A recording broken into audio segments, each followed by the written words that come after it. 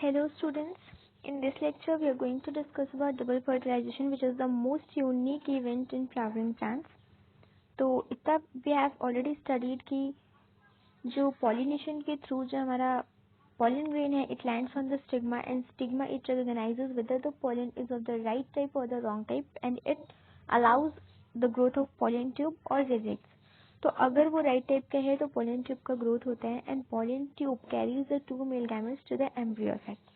Embryo sac में लाने के बाद क्या करता है, वो सिनर्जिड के थ्रू हमारे एम्ब्रियो सैक के अंदर एंटर करता है। सिनर्जिड में एक्चुअली होता है filiform papillae, they are the cellular thickenings. तो फिलीफॉर्म एपिरिटिस के थ्रू जो हमारा पोलन ट्यूब है एंटर करता है किसमें, एम्ब्रियो सैक में, और साइटोप्लाज्म ऑफ द सिनर्जिड में दोनों मेल गैमेट्स को रिलीज कर देता है। इसको अंडरस्टैंड करने के लिए you must see this diagram. This would be very helpful to you. This one, ठीक है। तो ये पॉलिन ट्यूब का ग्रोथ इसमें शो हो रहा है और शो हो रहा है कि सिनर्ज किट के थ्रू जो हमारा पॉलिन ट्यूब क्या है उसमें एंटर कर रहा है एम्ब्रियो सैक में। उसके बाद it releases the two male gametes in the cytoplasm of the synergid.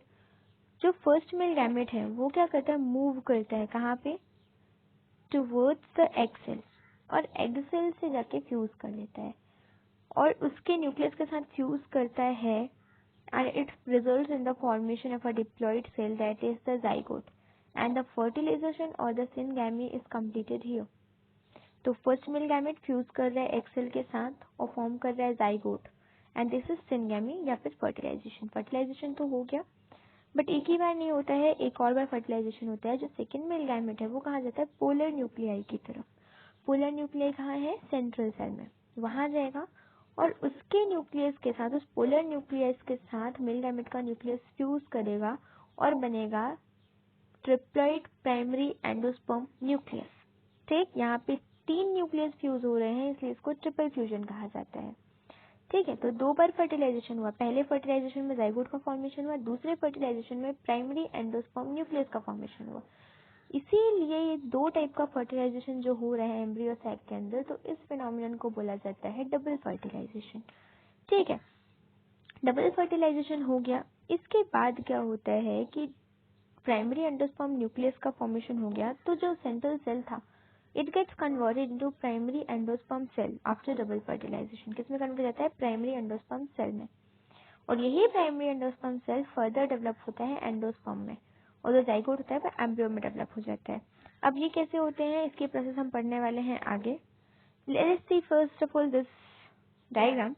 इसमें ये शो हो रहा है कि आफ्टर फर्टिलाइजेशन क्या हो रहा है, प्राइमरी एंडोस्पर्म न्यूक्लियस फॉर्म हो रहा है, central cell is converted into primary endosperm cell, egg cell के साथ फ्यूज होकर मेल गैमेट ने बना लिया जाइगोट, सिनर्जिड्स डीजेनरेट हो गए और एंटीबॉडी सेल्स भी डीजेनरेट हो गई। नेक्स्ट आते हैं हम पोस्ट फर्टिलाइजेशन इवेंट्स में कि पोस्ट फर्टिलाइजेशन के बाद क्या होता है। तो पोस्ट फर्टिलाइजेशन के बाद क्या होता है कि जो हमारा जाइगोट है it converts into embryo, primary endosperm cell gets converted into endosperm, ovule gets converted into seed and ovary into fruit. ठीक, ये सब क्या है, पोस्ट फर्टिलाइजेशन इवेंट्स। एक एक करके सबके बारे में स्टडी करेंगे। पहला आता है हमारा एंडोस्पर्म। एंडोस्पर्म क्या होता है कि ये क्या होता है, अश्योर्ड न्यूट्रिशन होता है टू डेवलपिंग एम्ब्रियो।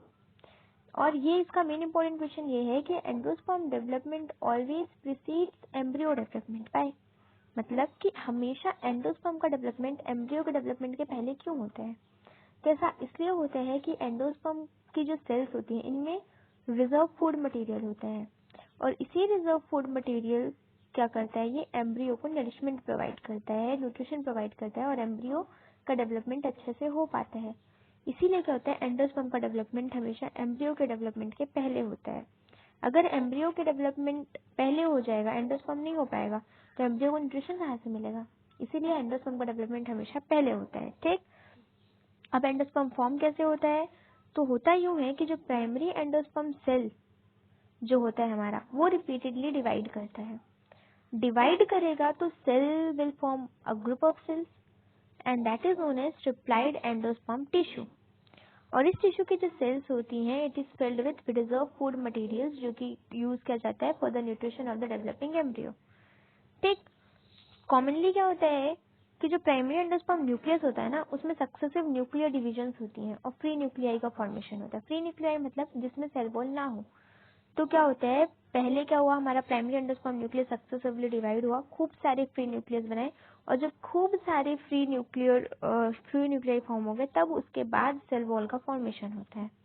ये जो स्टेज होता है एंडोस्पर्म डेवलपमेंट का जिसमें फ्री न्यूक्लियाई का फॉर्मेशन हो रहा है, इस स्टेज को बोला जाता है फ्री न्यूक्लियर एंडोस्पर्म। इसका मोस्ट इंपॉर्टेंट एग्जाम्पल क्या है, जो आप कच्चा नारियल देखते हो उसमें जो व्हाइट पोर्शन होता है ना, that is the cellular endosperm. कब, जब न्यूक्लियर डिविजन हुए, न्यूक्लियर डिविजन के बाद उन न्यूक्लियर्स में क्या हो गए, सेल वॉल का फॉर्मेशन हो गया, तो that is the cellular endosperm. लेकिन जो पानी होता है ना कच्चे नारियल का, वो क्या होता है, फ्री न्यूक्लियर एंडोस्पर्म होता है, मतलब उसमें सेल वॉल अभी नहीं आई है। ठीक है, आगे क्या है कि एंडोस्पर्म या तो कम्प्लीटली कंज्यूम किया जाता है बाय द डेवलपिंग एम्ब्रियो, या तो डेवलपिंग एम्ब्रियो को कम्प्लीटली कंज्यूम कर ले, पूरा यूटिलाइज कर ले, एक भी ना बचाए। तो ये किसमें किसमें होता है, पी, ग्राउंडनट, बीन्स, इनमें होता है। ठीक, या तो क्या होता है कि बचा रहता है कुछ, कि हम इसको सीड डेवलपमेंट के टाइम पे यूज कर लेंगे। तो ये क्या होता है, किसमें किसमें होता है, कैस्टर और कोकोनट की सीड्स में होता है। ठीक है, दूसरा हम आ जाते हैं एम्ब्रियो में। एम्ब्रियो किससे डेवलप हो रहा था, जाइगोट से। किस क्या डेवलप हो रहा था, हमारा एम्ब्रियो डेवलपमेंट हो रहा था। तो embryo development is a step by step process, directly नहीं हो जाता है। पहला क्या होता है, आप ये diagram, this will help you a lot in understanding this topic. ये क्या है, हमारा जाइगोट। ठीक है, zygote got converted into, first क्या फॉर्म करते हैं, प्रो एम्ब्रियो। ठीक, प्रो एम्ब्रियो के बाद नेक्स्ट स्टेज होता है ग्लोब्यूलर एम्ब्रियो, उसके बाद फॉर्म होता है हार्ट शेप्ड एम्ब्रियो, और फाइनली जाके क्या, मैच्योर एम्ब्रियो का फॉर्मेशन होता है। ये 4 स्टेप होती हैं, इसको with name and with diagram इसको याद रखना है। तो ये 4 स्टेप हो गई, पहले प्रो एम्ब्रियो, फिर globular embryo, heart shaped embryo, उसके बाद जाके कहीं मैच्योर एम्ब्रियो फॉर्म होता है। अब उन एम्ब्रियो के पार्ट्स की अगर बात करें तो डाइकोट एम्ब्रियो की पहले अगर हम स्टडी करें तो डाइकोट एम्ब्रियो में क्या क्या होता है, एक एम्ब्रियोनल एक्सिस होता है और 2 कॉटिलिडन्स होते हैं। ठीक, अब उस एम्ब्रियोनल एक्सिस के ऊपर वाला जो पोर्शन होता है, कॉटिलिडन्स के ऊपर का जो पोर्शन होता है, उसको बोला जाता है एपिकोटाइल। ठीक, और ये एपिकोटाइल किसको कवर करके रखता है, प्लूम्यूल, या फिर उसी को बोला जाता है स्टेम टिप, जहां से स्टेम निकलता है। ठीक, जो नीचे का पोर्शन होता है कॉटिलिडन्स के नीचे वाला पोर्शन, उसको बोला जाता है हाइपोकोटाइल, और ये किसको कवर करके रखता है, रेडिकल, या फिर उसी को बोला जाता है रूट टिप। और जो हमारा रूट टिप है वो किससे कवर्ड होता है, रूट कैप से। ठीक है, नेक्स्ट अगर मोनोकॉट एम्ब्रियो की बात की जाए तो उसमें भी एम्ब्रियोनल एक्सिस होता है और सिर्फ एक कॉटिलिडन होता है, दोनों तरफ नहीं, सिर्फ एम्ब्रियोनल एक्सिस के एक साइड पे एक कॉटिलिडन होता है।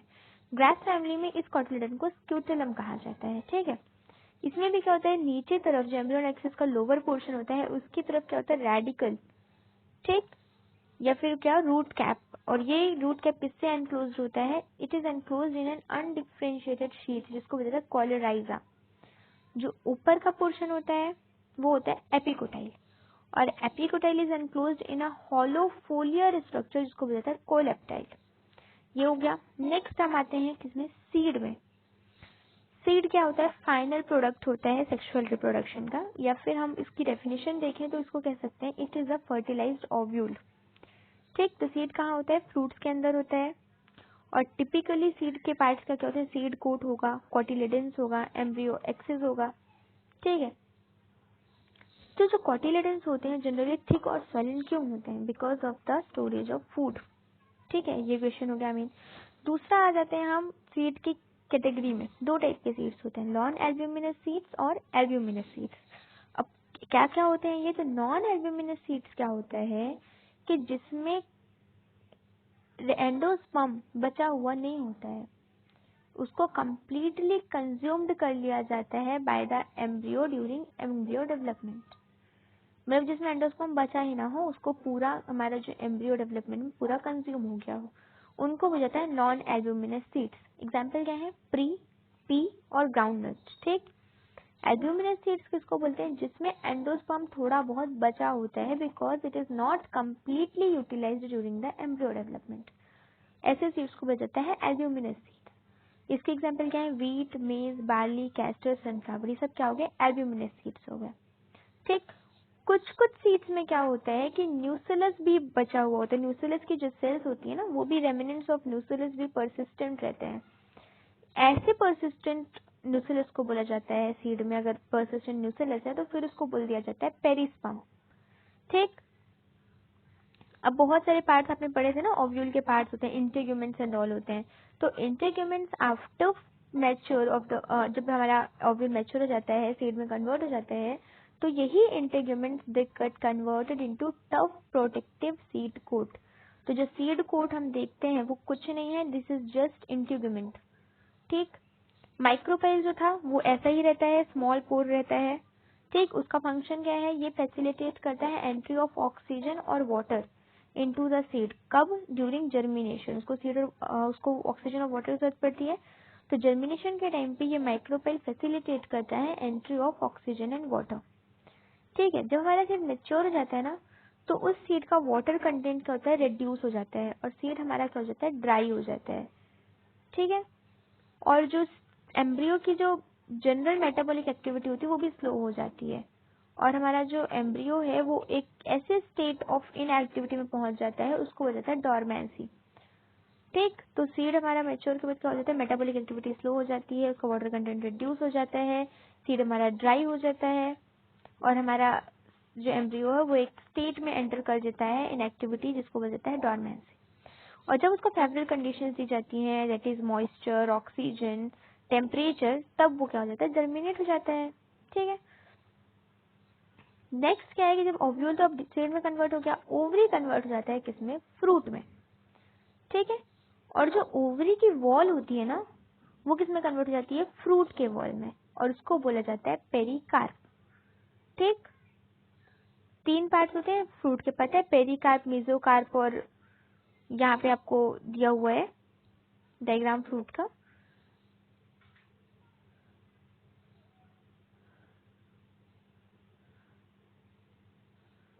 तीन पार्ट्स होते हैं, पेरिकार्प, मेसोकार्प और एंडोकार्प, है ना। तो जो आउटर कवरिंग होती है, जो हम कह सकते हैं पील जो होता है फ्रूट का, छिलका जो होता है, वो पेरिकार्प होता है। जो मिडिल का पोर्शन होता है जिसको हम खाते हैं, दैट इज द मेसोकार्प, और इनर वाला पोर्शन होता है एंडोकार्प। फ्रूट्स को भी दो कैटेगरीज में डिवाइड किया गया है, फॉल्स फ्रूट और ट्रू फ्रूट। अब ये क्या होते हैं भाई, हम तो सिर्फ फ्रूट जानते थे, अब फॉल्स और ट्रू क्या है। तो होता यूं है कि हमने पढ़ा कि ओवरी किस में कन्वर्ट हो रहा है, फ्रूट में। तो जिसमें क्या हो रहा है, ओवरी हमारा कन्वर्ट हो रहा है फ्रूट में, सिर्फ ओवरी, ऐसे फ्रूट्स को कहते हैं ट्रू फ्रूट्स। लेकिन कुछ फ्रूट्स ऐसे होते हैं जिसमें जो थैलेमस वगैरह भी है ना, ये भी क्या हो जाते हैं, फ्रूट में कन्वर्ट हो जाते हैं। थैलेमस भी कंट्रीब्यूट करता है टू फ्रूट फॉर्मेशन। ऐसे फ्रूट्स को बताता है फॉल्स फ्रूट्स। इसके एग्जांपल क्या हो गया, एप्पल हो गया, स्ट्रॉबेरी हो गया, कैश्यू हो गया, ये सब क्या है, फॉल्स फ्रूट्स हैं। ठीक है, तो दो टाइप के फ्रूट्स आ गए, true fruits, false fruits. True में सिर्फ ओवरी होता है, और फॉल्स फ्रूट्स में thalamus also contributes to fruit formation. ये हो गया। ये आपके डायग्राम दिए गए हैं, वेरियस टाइप ऑफ सीड्स के कोटिलेडन्स दिया गया है, सीड कोट, एंडोस्पर्म, सब कुछ शो हुआ है। बेसिकली इसके डायग्राम दे दिए जाते हैं, और आपको लेबलिंग पूछ देता है कि यहाँ पे ABC है, आप लिखो क्या है। ठीक है, तो आपको ये अच्छे से याद होना चाहिए कि कौन सा क्या है, specially this diagrams are very important. ये आपका है फॉल्स फ्रूट, एप्पल,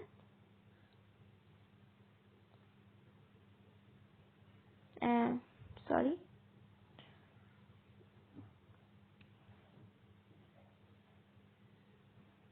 तो ये आपका एप्पल हो गया, ये आपका strawberry, these are the false fruits. ठीक है, दूसरे क्या आ गया, पार्थिनोकार्पिक फ्रूट क्या होते हैं। तो पार्थिनोकार्पिक फ्रूट्स क्या होते हैं, ऐसे फ्रूट्स जो कि विदाउट फर्टिलाइजेशन डेवलप हो। तो पॉसिबल ही नहीं है, विदाउट फर्टिलाइजेशन कैसे फ्रूट होगा, लेकिन होता है। विदाउट फर्टिलाइजेशन जब फ्रूट का डेवलपमेंट हो, तो ऐसे फ्रूट्स को पार्थिनोकार्पिक बोला जाता है। एग्जाम्पल क्या है, बनाना, जो आप बनाना खाते हो ना, that is a parthenocarpic fruit. वो विदाउट फर्टिलाइजेशन उसका फॉर्मेशन होता है, उसको फर्टिलाइजेशन की जरूरत नहीं पड़ती है। ठीक है, और ऐसे फ्रूट्स जो कि विदाउट फर्टिलाइजेशन बनते हैं, ये हमेशा सीडलेस होते हैं। बनाना का देखा ना, उसमें सीड रहता है क्या, नहीं रहता ना। तो parthenocarpic fruits are usually seedless. ठीक है, यहाँ पे दिया गया है कि सेवरल एडवांटेजेस सीड्स ऑफर करते हैं एंजियोस्पर्म्स को।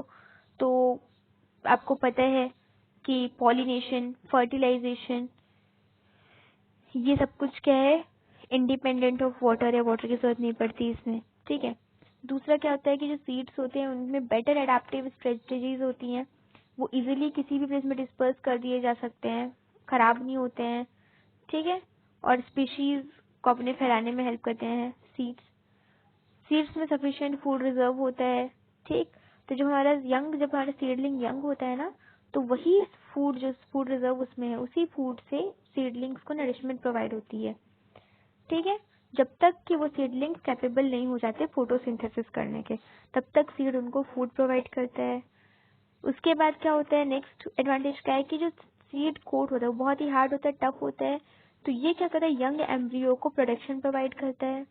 ठीक, नेक्स्ट सबसे इम्पोर्टेंट फंक्शन ये होता है कि seeds are the products of sexual reproduction.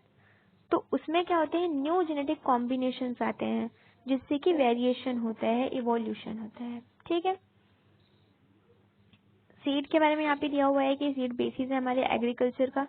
जो हम चने बो रहे हैं या गेहूं बो रहे हैं, जो भी बो रहे हैं वो सब क्या है, सीड्स ही तो है ना।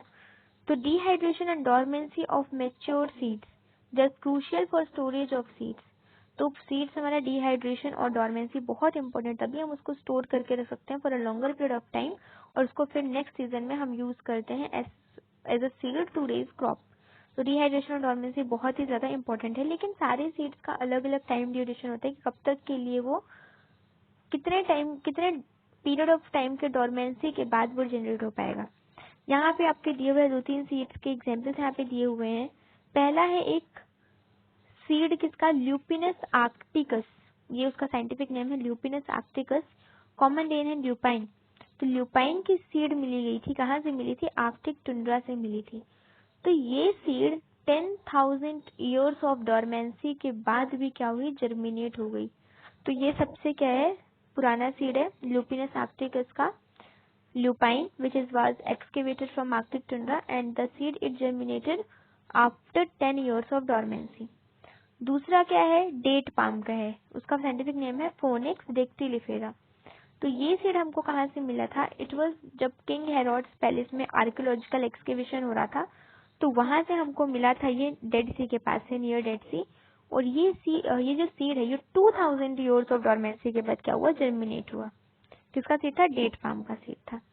ठीक, सीड के बारे में पढ़ लिया। ये दो सीड का आप नाम रखना, फोनिक्स डेक्टिलिफेरा और ल्यूपिनस आर्क्टिकस, ये याद रखना। सबसे ओल्डेस्ट सीड 10 ईयर्स का है, 10,000 ईयर्स का है ल्यूपिनस आर्क्टिकस, और 2 ईयर्स वाला है, 2000 ईयर्स का है ये अपना ये डेट पाम वाला। ठीक, लास्ट टॉपिक है एपोमिक्सिस और polyembryony. Just a very simple topic. Apomixis कुछ भी नहीं है, अभी हमें क्या बताया, development of fruit without fertilisation is known as parthenocarpy. यहाँ पे development of seed without fertilisation is known as apomixis, और कुछ नहीं है। ठीक है, apomixis the development of seed without fertilisation. यहाँ पे एक लाइन दी हुई है, apomixis is a form of asexual reproduction that mimics sexual reproduction. मतलब ये तो एसेक्सुअल रिप्रोडक्शन है, लेकिन ये एसेक्सुअल रिप्रोडक्शन की है, तो एसेक्सुअल रिप्रोडक्शन, लेकिन कॉपी करता है किसको, सेक्सुअल रिप्रोडक्शन को। कैसे, क्योंकि यहाँ पे विदाउट फर्टिलाइजेशन सीड का फॉर्मेशन हो रहा है, और सीड तो हमेशा सेक्सुअल प्रोडक्शन में ही फॉर्म होता है। इसीलिए कहा जा रहा है कि apomixis is a form of sexual reproduction that mimics sexual reproduction. अब कैसे फॉर्म होते हैं सीड, ये तो पता होना चाहिए, कैसे विदाउट फर्टिलाइजेशन फॉर्म हो जाएगा। तो इसमें ये ऐसा होता है कि जैसे देखो, जो डिप्लॉयड एग सेल होता है ना, एग सेल याद है ना, डिप्लॉयड एग सेल शुरू में जो फॉर्म हुआ था, तो वो किससे, वहां पे एग सेल का फॉर्मेशन कैसा हो जाता है, विदाउट रिडक्शन डिवीजन फॉर्मेशन हो जाता है एग सेल का। वहां पे रिडक्शन डिवीजन से एग सेल का फॉर्मेशन होता है, यहाँ पे egg cell is found without reduction division.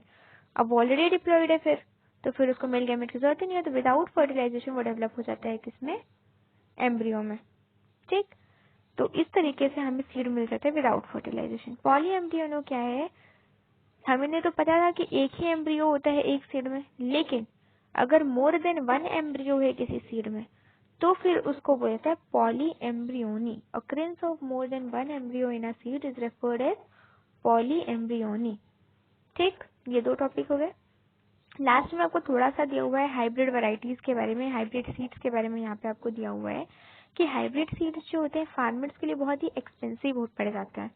हर साल हाइब्रिड सीड्स खरीदना और उनको ग्रो करना वो फार्मर्स के लिए बहुत ही महंगा पड़ जाता है, और इतनी हमारे फार्मर्स की इनकम नहीं होती कि वो अफोर्ड कर सके। तो अगर हम एपोमिक्टिक बना दें उनको, विदाउट फर्टिलाइजेशन ही हमें हाइब्रिड सीड्स मिले, तो बहुत इजी हो जाएगा हमारे लिए। हम उसको हर साल यूज कर सकते हैं टू रेस क्रॉप, है ना। क्योंकि देखो सेक्सुअल रिप्रोडक्शन होता है तो क्या होता है कि समटाइम्स हमें वो वैरायटीज हमें नहीं मिल पाती जो हमें चाहिए, जो हमें क्वालिटी चाहिए वो नहीं मिल पाती है जो हम हाइब्रिडाइजेशन कराते हैं तो। लेकिन क्या है, अगर हमको मिल जाए विदाउट फर्टिलाइजेशन, हमको मिलने लगे तो हमने एक बार बस करा लिया और फिर उसी से हम बार बार सीड का ले रहे हैं, तो हमें खर्चा नहीं पड़ रहा है। तो एपोमिक्सिस जो है उसने फार्मर्स को हाइब्रिड वैरायटीज में बहुत ज्यादा हेल्प की। कैसे की? कि हमने एक बार हाइब्रिड वैरायटी बना ली है और फिर उसको एपोमिक्सिस के थ्रू सीड का उससे डेवलपमेंट कराते रहे विदाउट फर्टिलाइजेशन, तो खर्चा भी कम हुआ और हर साल हमें हाइब्रिड वैरायटीज की भी सीड मिलती रही। तो हियर हमारा चैप्टर कंप्लीट होता है। Hope I was ready to explain you well. Thank you so much.